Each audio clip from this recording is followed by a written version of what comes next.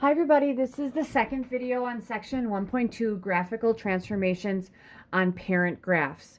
Okay, what I want to do today is I want to use the parent function of a parabola y equals x squared, and I'm going to do different things to that so that I can create or transform. I'm going to add things to that so I can transform the original graph. All right, so we had original graphs for that. And I'll actually regraph that. Actually, I do have them right here of our parent graphs, okay? If you feel like you need to redraw all of your parent graphs, you guys can totally do that. But I'm trying to give you guys some shortcuts on how your parabolas are going to look when you are actually graphing them. So what we're going to do is we're going to use the parent graph of y equals x squared, and I'm going to change it as I go, okay? Now, looking at all the functions that I had before, you guys, I do want to have a list of those because I'm going to do different things to them, okay? I have the quadratic function, which is that one.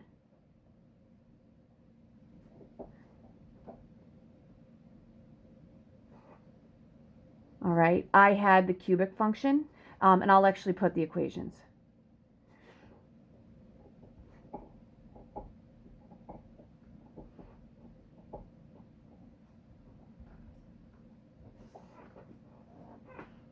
All right, I had the square root function. And I apologize, I'm probably putting these out of order.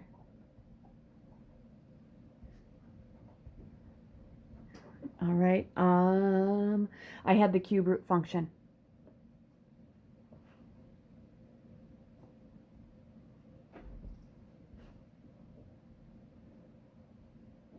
Okay, and then finally we had the absolute value function.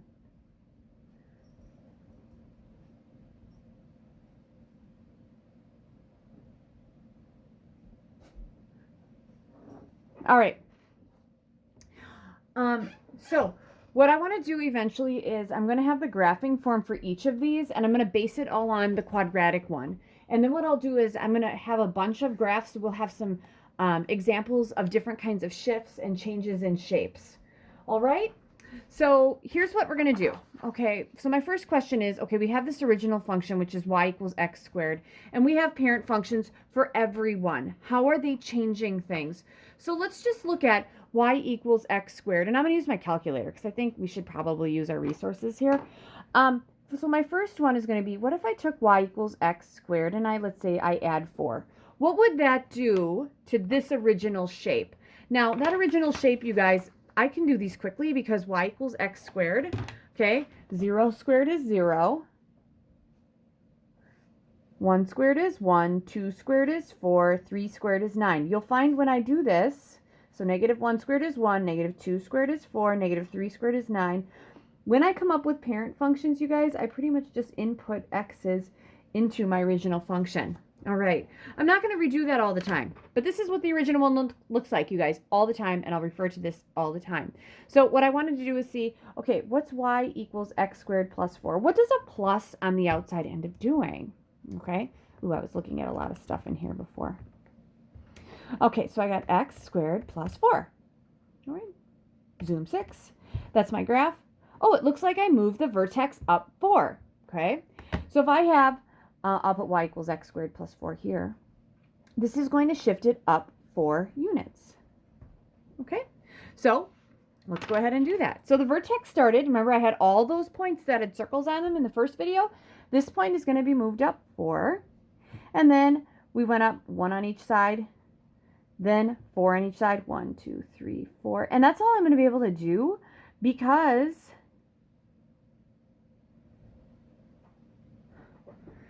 that's all I had. I just took my parabola and I moved it up 4.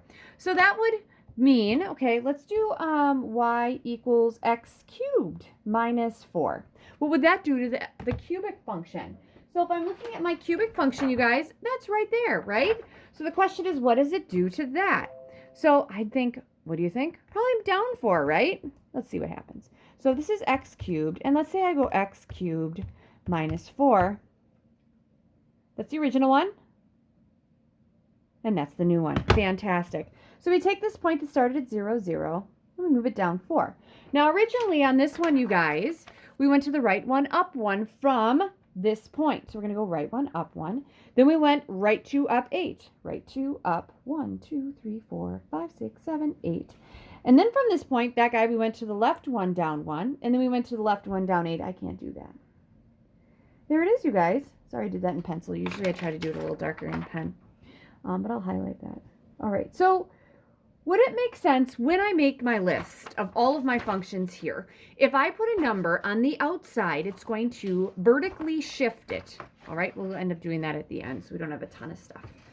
All right, what if I put something on the inside? Let's say I had something like y equals, let's go with x plus 4 squared. How do you think that's going to move my original parabola? Well, let's see.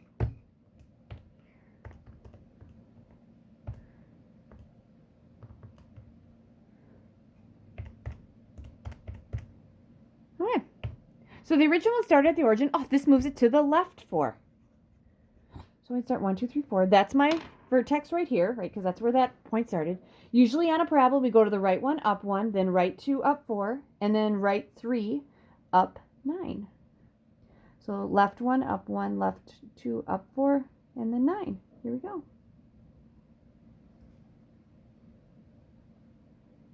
And that's my parabola. Makes sense. All right, so what I'm going to do here, I have scissors.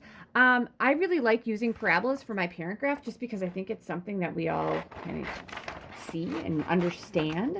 We have all the other ones too, but I don't want to have to flash up all of my pictures. So I'm going to keep this guy right here because I'm going to end up needing that for other ones. All right, so I moved that one to the left. To the left 4 was plus 4. Okay, let's take a absolute value. Let's take the y equals the absolute value of x. Let's go with, last one was plus and it moved it to the left. Let's go with minus 3. Absolute value. All right, so I've had a couple people ask me, Miss Angel, how do I get absolute value in here? Okay, absolute value is in the math menu. So we're going to press math. And then over to number, and then you're going to press 1. Now, some of you will have the nice absolute value bars, and some of you will have what, like I have, ABS. I'm just going to put x. That's taking the absolute value of x. And then this one I want, so that's my absolute value, which should make sense because we graphed that in the first video. The second one was the absolute value of, so math over of x minus 3. I'm going to see if that moves it. Okay, so minus moves it to the right 3. So this moves it to the right 3. So my vertex started here and it goes to the right. Then the absolute value went up by 1s because the absolute value of 1 is 1 and 2 is 2 and 3 was 3. Negative 1 was 1, negative 2 was 2, and then this was 3. And there's my graph. So it seems like if it goes on the inside of the function, it's a horizontal shift in the opposite direction. Totally makes sense. I like it. All right, let's say that I have, okay, I like this whole parabola thing. Let's say I had x minus 3 squared. Okay, so I want to do something to this in just a second, you guys. But the first thing I want to do is say, some of these transformations are hard to see unless you have another one with it. If I have x minus 3 squared, all right, that would be moving it to the right, 3, right? And we go, it's a parabola, so it's up 1, then 4, and then 9. Left, up 1, then 4, and then 9. All right, so this is my original parabola. So my question is, I'll put this in blue. What if I put a negative on the outside? What's that going to do? All right, so we'll do that. We'll do both of them. Okay, so I had x minus 3 squared, right? And then on the bottom, sorry about that. I apologize if I was off on the other ones too. So this one should be to the right. Cross my fingers. Yep. And then I'm going to have the negative of x minus 3 squared. All right? And I'll graph those. Ooh, that one looks like it's reflected down. So this negative here, it leaves this point alone, and it's going to reflect it down. So rather than up 1, we're going to go down 1. And we'll go down 2 there. Rather than up 4, we're going to go down 4. 1, 2, 3, 4. And rather than up 9, we'll go down 9, 4, 5, 6, 7, 8, 9. So same thing here. This was 1, 2, 3, 4, 5, 6, 7, 8, 9. That is it in blue, you guys. All right. So that's a negative on the inside, or I'm sorry, on the outside. What if I took that thing and I said, what if I wanted to go y equals the opposite of x minus 3 squared on the inside? What would that do? All right. So we're going to kind of flip this around and go, right? So the minus 3 Okay, minus 3 would move it to the right, and then what would that other one do? So that's my first one. That's my second one. All right, so here we go. It looks like the first one, that negative sign flipped it over the x. Now it's flipping it over the y. So if it's on the inside, this would be a reflection over the y-axis. So we would move it to, the right 3. And then this would be my regular parabola. 1, 2, 3, 4, 5, 6, 7, 8, 9. And this would be 1, 2, 3, 4, 5, 6, 7, 8, 9. All right, this is my original one. And then to reflect it over the y-axis, that means it's over this axis. So this guy stays put and everything else is flipped. So if this point was to the right, now this is to the left. Since this point was the right 2, now it's to the left 2. This was to the right 4, now this is to the left 4. Right 3, left 3. Okay, this guy over here was to the right 5, left 5. And this guy was to the right, what? 6, left 6. All right, and that should be a reflection. So negative on the outside reflects it over the x. Negative on the inside reflects it over the y. Awesome. All right. So I've done negatives. I have done positives on the outside. I've done negatives on the outside. I have not changed any. I've not multiplied by anything. All right. So here we go. We're going to have y equals, let's go with y equals 2x squared.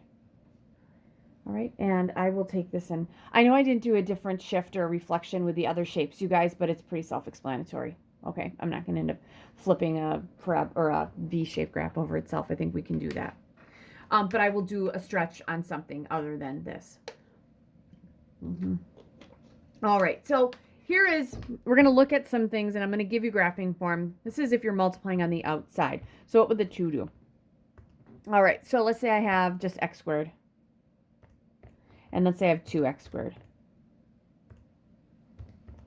All right, this is my first parabola. That's our parent graph. And it's kind of skinnier. We call that stretch because what happened is the parabola started like this, and those points stretched up. This is what we call a vertical stretch.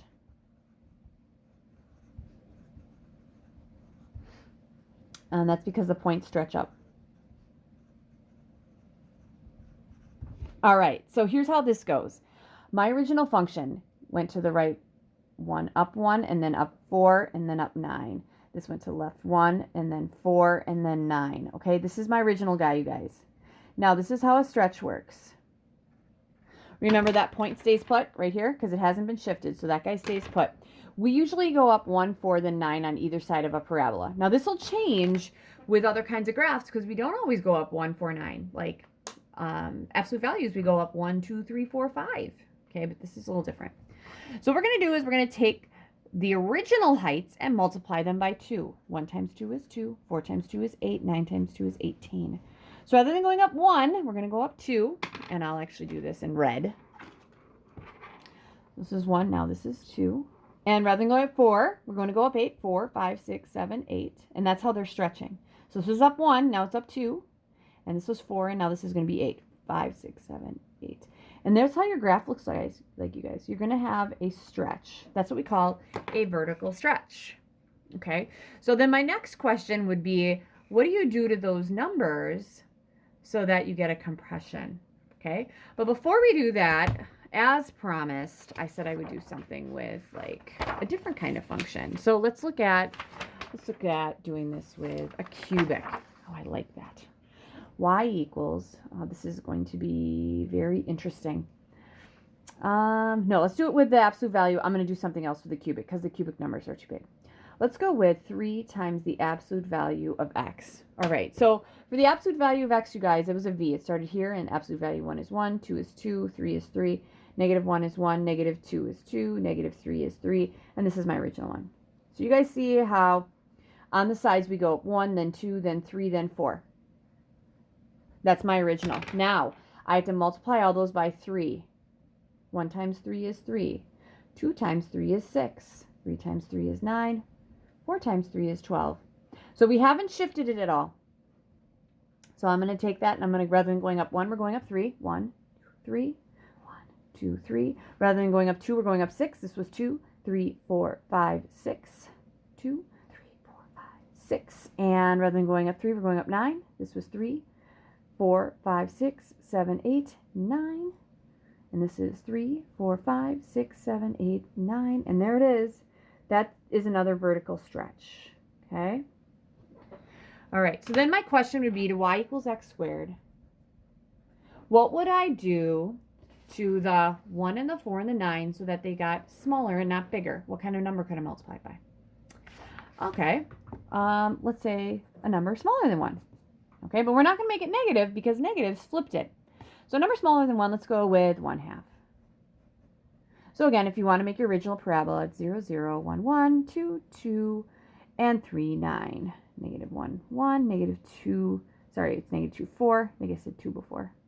And 9. Parabola. There we go. All right, so that's my original parabola.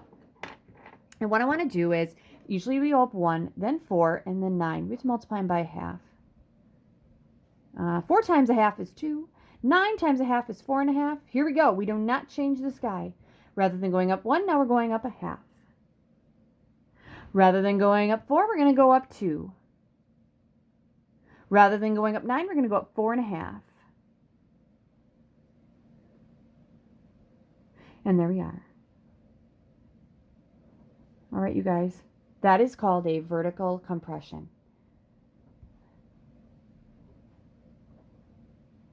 Here we're stretching everything up and then we're compressing it all down. And those are all of ours. Okay. So we're going to go and do some more. I want to do one compression with something other than a parabola. I'm sorry. And I want to use a cubic function because you're probably like, what the heck are we going to do with a cubic function? Let's go with y equals 1/3 times x cubed. All right. So x cubed starts at 0, 0, then 1, 1. 2 cubed is 8. 3 cubed is 27. I can't do that. Negative 1 cubed is negative 1. Negative 2 cubed is negative 4. Negative 3 cubed is negative 27. I cannot do that. This is my original function, you guys. Not a great graph. I just kind of screwed up right in here, but that's okay. Okay, from the origin, that's right here. We usually go up 1, then up 2. Then we go down 1, and then, I'm sorry, up 1 and then up 8. My bad. Then down 1, and then down 8. Sorry about that.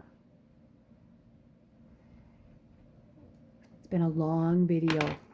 I'm talking to myself for a little long. Might seem like it's only 18 minutes, but I actually made one before this. All right, so we went up 1 and then 8, and then down 1 and then down 8. We have to multiply these by 1/3. 1 times 1/3 is easy. That's 1/3. 8 times 1/3 is 8/3, which is, 2 2/3? Negative 1 times 1/3 is negative 1/3. Negative 8 times 1/3 is negative 8 and 2. Negative 8/3, my bad. Which is negative 2 2/3. So rather than going up 1, we're going up 1/3. Here's 1/3 maybe. Okay. Rather than going up 2, we're going up, up 8. It's an 8. We're going up 2 2/3. So rather than 8, we're going up 2 2/3 might be here. So it looks like the right is going to look something like this, you guys. Rather than going down 1, we're going to go down 1/3. And then rather than going down 8, we're going down 2 2/3. So this would be 2 and then maybe 2/3. All right, so that's what they look like. This stays put. Everything else gets compressed in. All right, we're going to do a couple with some multiple transformations. And I know we haven't done square root, and I apologize. But here is your graphic form or quadratic form for all of these. We're going to start with the quadratic one. The quadratic, we're going to start with y equals. Okay. If I have multiple transformations, you guys, I'm going to have something with an x squared. I could have stuff on the outside. I could have stuff in the middle and stuff on the right. Left, middle, right. Left is going to be an a value. Right is going to be an h value plus then your k value. All right. That is how things go. So looking at some of my graphs so far, and I've actually progressed within these. Looking. Oh, that first one I think I may have cut. Nope. Yep. All right. So my first one, I actually cut the parent graph out. Okay, this x squared here, we're adding 4. Okay, there's nothing in with the square like the h here. The 4, that k, is my my vertical shift because it moved it up 4. Okay, so I'm going to put this down here because I'm going to tell you right now, the a, h, and k all over the place here. On the inside, or I'm sorry, on the outside, k, this is my vertical shift. Plus means up, minus means down. We did that within the problems I did. Okay, plus moved it up, minus moved it down right here. The next thing I did, you guys, is I put something on the inside. Now, plus 4 moved it to the left. Minus 4 will end up moving it to the right. So on the inside is our horizontal shift. That is our H. H is our horizontal shift. In this case, plus moves it left, minus moves it right. All right. Now, the A value had a lot of things going on with it. The first thing we did with an A value, you guys, is the A value on the outside, if it was negative, then we flipped it down, okay? So an A that's less than 0 reflects over the x-axis. And I might run out of room here, so I might go to the left here. All right. And press pause if I'm going too fast. A's on the outside, A's that were greater than 1, stretched it. So A's that are greater than 1, that's what we call a vertical stretch, because it stretches it up. All right. And we're going to get to horizontal stretches. That's my next video. I'm going to do a short one on them because not everything has a horizontal stretch. And A's that are greater than 0 and less than 1, that's like the last thing I did. So I had like the half right here. That was a vertical compression. So this is a vertical compression. Okay, so pretty much, you guys, the graphing form for all of these functions are exactly the same as this, except rather than squaring here, I'm going to have a cube. Rather than a square here, I'm going to have a square root. Rather than a square here, I'm going to have a cube root. Rather than a square here, I'm going to have an absolute value. So graphing form for this guy, for the cubic function, would be y equals a times x minus h cubed plus k. All these mean the same. Square root is going to be y equals, all right, a times the square root of x minus h and then plus k. Your cube root function is going to be y equals a times the cube root of x minus h plus k. All right, and then absolute value is going to be y equals a times the absolute value of x minus h plus k. Now, the other thing I did not put in here was that we did have a reflection over the y. And if x is negative, so if I'd have like a negative x like that, this is going to be a reflection over the y-axis. Okay. The other thing I will tell you, you guys, is that we have this vertical stretch and we have a vertical compression. There is a horizontal stretch and a horizontal compression, and they're going to go within these as well. The thing is that I don't want to get too much into it because it's so new. This is all so new for you that for us to get all these down, we should be good. All right. So what I want to do is I want to finish up with 3 graphs. I know I have a ton of graphs, but I want to finish up with 3 graphs. And then the next one, I'm going to do a special video on horizontal compressions or reflections. So here's my next graph, you guys. I'm going to make this super simple. Let's go with y equals the absolute value of x plus 2 minus 4. All right.